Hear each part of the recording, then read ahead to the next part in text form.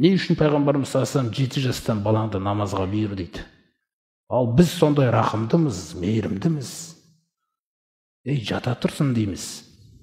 Ұйықтай берсін дейміз оны. Сонда пайғамбарымыз бізден қатал ма?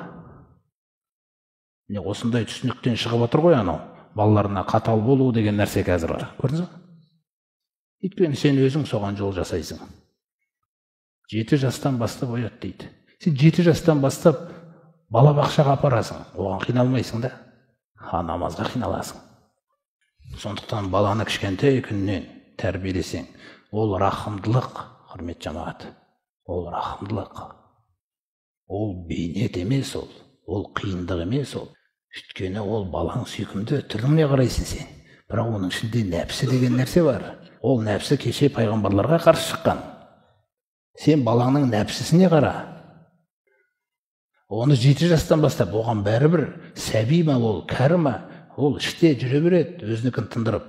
Бала сөйлей алмаса да ол өзінікін сұратып, деп саусағымен көрсетіп, ол көрдің ба, билігін жүргізіп жатыр ол. Сондықтан мәселе сол жерде тұр. Пайғамбарымыз саллаллаху қателеспейді. Дін мәселесінде 7 жастан бастап бұйыр дей ма, 7 жастан бастап оқыт.